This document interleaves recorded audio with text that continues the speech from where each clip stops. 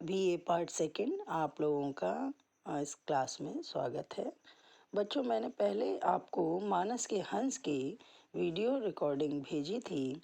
उसमें 3-4 वीडियो तो आपके इसके ऊपर मैंने भेजी थी। आपको जो कुछ समझ में आया उससे संबंधित आपके जो भी जिज्ञासा रही है आपने मिलकर पूछा, लेकिन और भी कुछ हो आपका तो आप मुझसे पूछ सकते हैं। अब आगे उसी क्रम में आगे मैं आपको पुनः जो है मानस के हंस के कुछ और अंश आपको समझाऊंगी, उसके विषय में जानकारी दूंगी। तो आप ध्यान से उसको समझिएगा और साथ ही इसका पीडीएफ भी आपको भेजूंगी।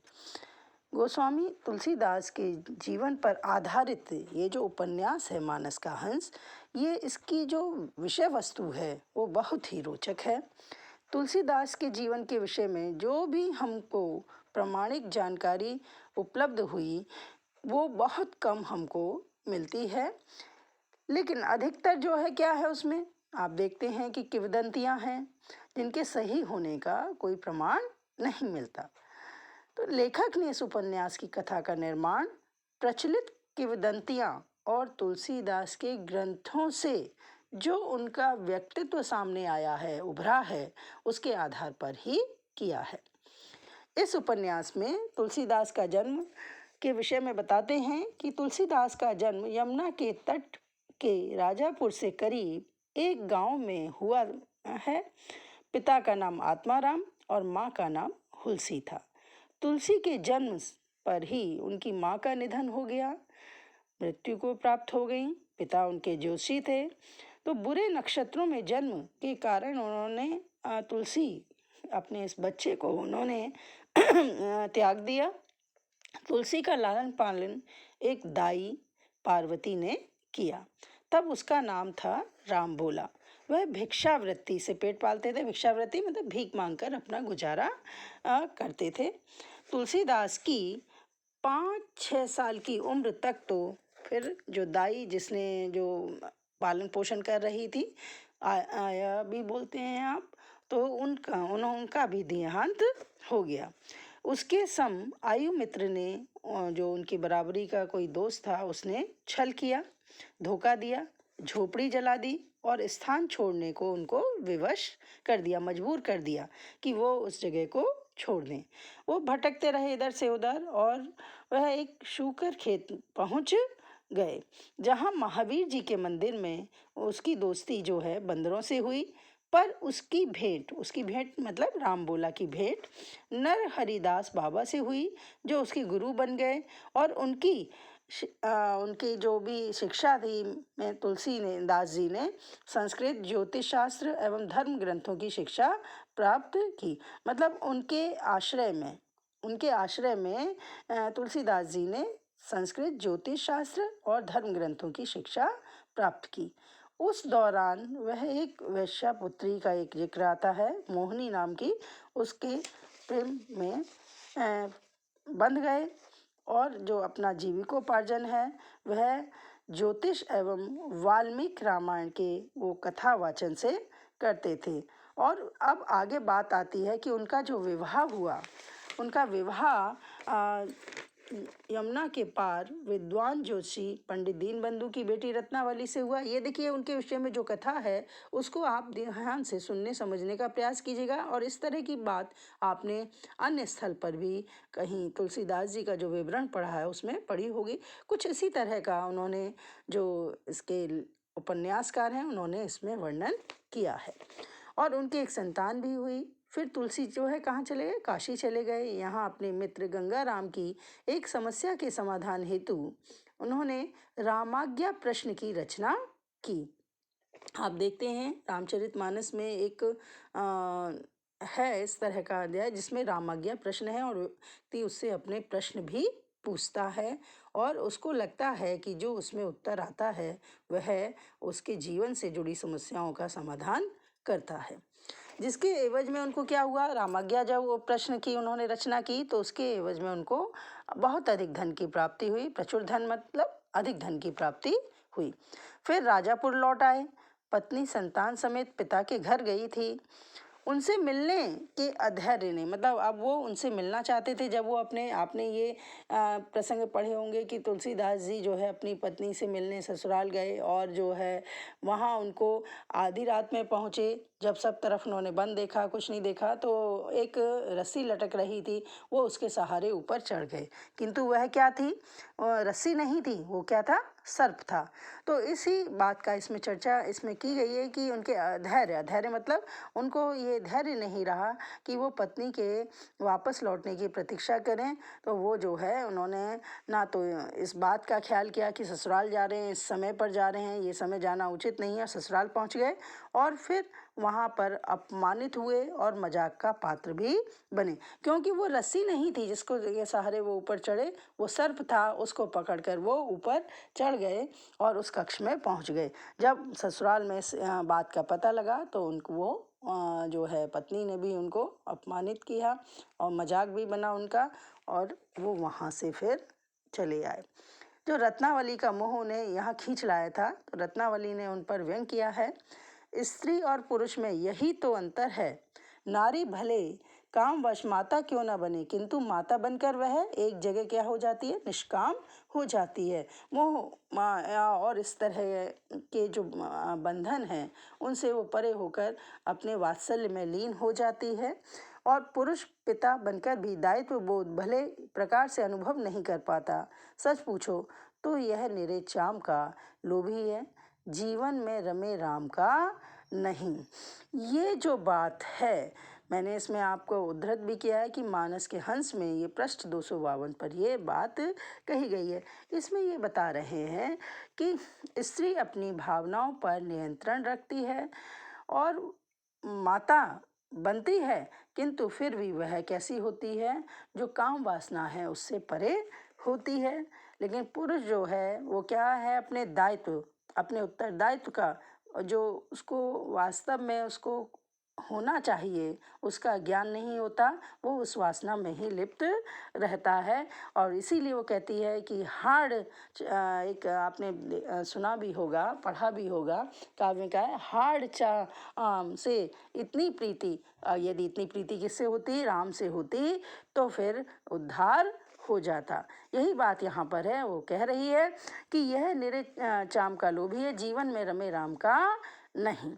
तो इस प्रकार से तुलसीदास जी का जो व्यक्तित्व हमारे सामने आता है वो एक सांसारिक ता में लिप्त व्यक्ति का आता है, जो वासना से युक्त है।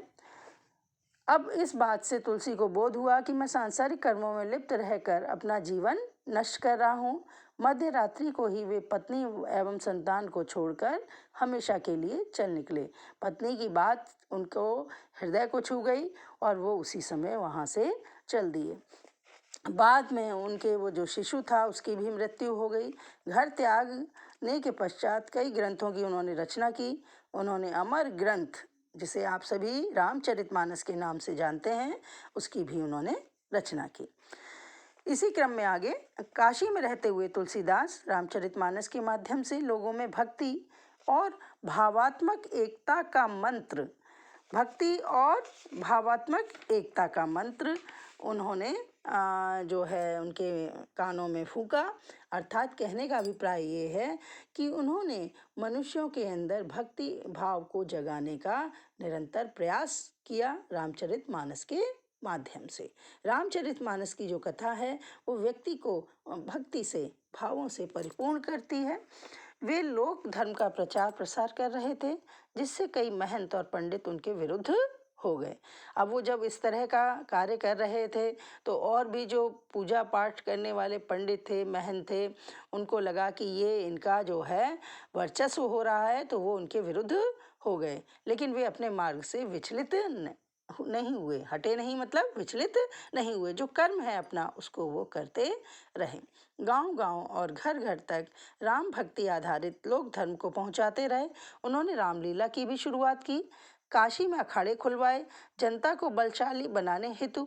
महामारी के फैलने पर अखाड़े के ब्रह्मचारियों और युवकों ने जन जन की सेवा की। ये देखिए, इस तरह से उन्होंने जो है क्या किया, लोक धर्म का भी निर्वाह किया और सबको लोक समन्वय का भी कार्य किया। जब वे मानस की रचना के बाद काशी में रहे तब रत्नावली का आगमन क्या हुआ, काशी में हुआ। उसने तुलसीदास से वहीं रहने की आज्ञा मांगी।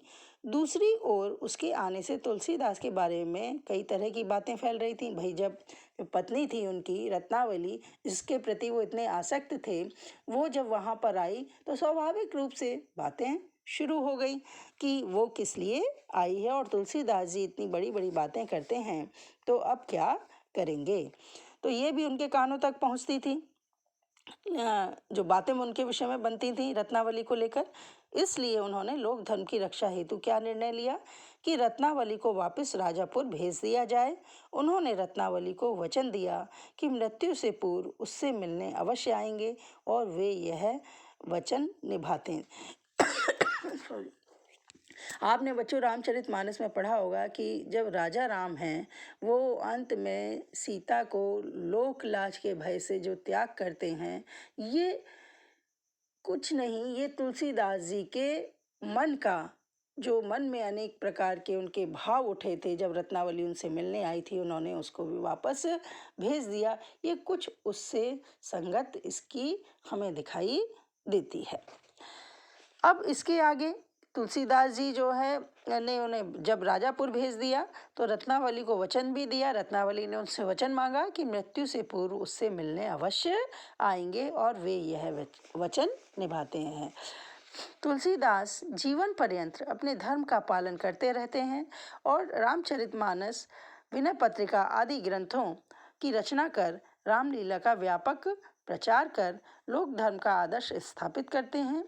तुलसीदास को आजीवन रूढ़िवादी समाज का विरोध सहना पड़ता है और इस तरह से वृद्धावस्था में उन्हें अनेक बीमारियां घेर लेती हैं। अब हमने ये देखा इसमें कि मानस का जो हंस है वो किंवदंतियों पर आधारित तुलसीदास की जीवन की पीड़ा, अभाव, करुणा, तिरस्कार एवं संघर्ष से परिपूर्ण कथा है। आपने इसमें, मैंने आपको इससे पहले भी पूर्व में भी बताया कि स्थल स्थल पर तुलसीदास जी के जीवन की जो पीड़ा है, उनका जो अभाव रहा, उन्होंने अनेक प्रकार से अपमान सहा, संघर्ष किया, वो सब इसमें दिखाई देता है। कोमल हृदय के अति संवेदनशील तुलसी जी पत्नी के मार्मिक वचन से आहत होते हैं और जीवन में बहुत बड़ा उनके बदलाव आता है, जो आपको स्पष्ट इसमें मैंने अभी समझाया वो दृष्टिगोचर होता है। क्रमशः अनेक श्रेष्ठ रचनाओं के द्वारा जग प्रसिद्धि पाते हैं, महाकवि के रूप में जाने जाते हैं। नागर जी ने तुलसीदास जी के जीवन को तत्कालीन राजकीय सांस्कृतिक परिवेश में समाज की गतिविधियों के साथ चित्रित किया है। उस समय की जो राजनैतिक सांस्कृतिक जो परिस्थितियां थीं, सामाजिक जो गतिविधियां थीं, वो सभी उन्होंने इसमें दर्शाई हैं। क्योंकि आप ये देखते हैं कि कोई भी जो लेखक होता है, चाहे वो उपन्यासकार हो, निबंधकार, कहानीकार, उस पर समाज का जो परिस्थितियां होती हैं, राजनीतिक स्थितियां होती हैं या सांस्कृतिक स्थितियां होती हैं, उस सब का भी प्रभाव पड़ता है, क्योंकि वो भी एक सामाजिक प्राणी है और वह प्रभाव उसके जो लेखनी है उसमें दिखाई देता है। तो उन्होंने भी, नागर जी ने भी उस परिवेश को चित्रित किया है। तुलसीदास के जन्म समय उत्तर में मुगल अपनी शासन सत्ता स्थापित करने की कोशिश कर रहे थे। ये उस समय की बात है जब मुगल जो है अपने आप को यहाँ भारत में स्थापित करने का प्रयास कर रहे थे। उनका संघर्ष था पठानों से। इस राज सत्ता की लड़ाई में पिसते थे गरीब, मजदूर, आम आदमी। जब कोई भी अधिकांशतः सत्ता की जब लड़ाई होती है तो उसमें मोहरा कौन बनते हैं? जो गरीब, मजदूर और आम आदमी हैं, वही उसमें बनता है। उपन्यास में अकबर के जो समर्थ नहीं है, गरीब मजदूर इसलिए बनता है क्योंकि उसके पास इतना जो है वहाँ सत्ता से के निकट होने का कोई साधन नहीं होता, उसकी बात पहुँचने का कोई मार्ग उसको दिखाई नहीं देता, या एक ये अभाव होता है जिसके कारण वो वहाँ तक नहीं पहुँच पाता है और निरंतर जो है इसी तरह से लड़ते हुए, वो संघर्ष करते हुए उसका जीवन समाप्त हो जाता है। उपन्यास में अकबर के शासनकाल को भी चित्रित किया है। राजनीतिक स्थिति कैसी थी? अराजकतापूर्ण थी। जो उपन्यास के प्रारंभ में दिखाई देती है। राजनीतिक लड़ाइयाँ जब भी होती हैं बच्चों, तो उसका नुकसान आम जनता को ही उठाना होता है और आम जनता इतिहास गवाह है कि उठाती रही है और वो पिसती रही है। ऐसा ही चित्रण इसमें नागर जी ने अपने मानस के हंस में भी किया है। देखिए आगे उदाहरण। हुमायूं और शेरशाह की लड़ाई के पुराने दिनों की भगदड़ में इधर उधर छितरा के भागने वाले मुगल लड़वैये डाकू बनकर लूटपाट और आतंक मचाने लगे। तब यह विक्रमपुर गांव पूरी तरह से लुटपिट और खंडहर बनकर सभ्यता के मानचित्र से मिट गया था। बस 2-4 गरीब गुरबे छोटे काम करने वाले हिंदू 15-20 मुसलमानों के घर ही बचे रहे थे। मैं आज आपको यहाँ तक ही समझाऊंगी और जो आपकी समझ में नहीं आया हो उससे संबंधित आप मुझसे प्रश्न कर सकते हैं। यही आपकी जो मानस के हंस में तुलसीदास जी का जीवन है, उस समय की परिस्थिति हैं, उससे संबंधित इसमें कुछ उदाहरण भी हैं। ये सब जो है आपके लिए जब प्रश्न कोई भी आएगा उसे समझने में आपको आसानी होगी। तो ये जो भी आपकी जिज्ञासा हो या कोई आपके मन में किसी प्रश्न को लेकर कोई बात हो तो आप मुझसे प्रश्न कर सकते हैं, कमेंट बॉक्स में भी डाल सकते हैं, मैं आपको उसका उत्तर अवश्य दूंगी। धन्यवाद।